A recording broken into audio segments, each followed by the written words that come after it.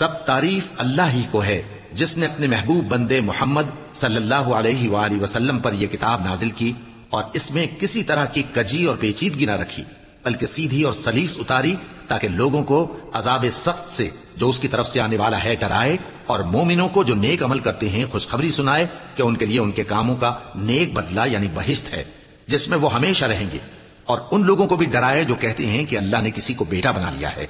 ان کو اس بات کا کچھ بھی علم نہیں اور نہ ان کے باپ دادا ہی کو تھا۔ یہ بڑی سخت بات ہے جو ان کے منہ سے نکلتی ہے،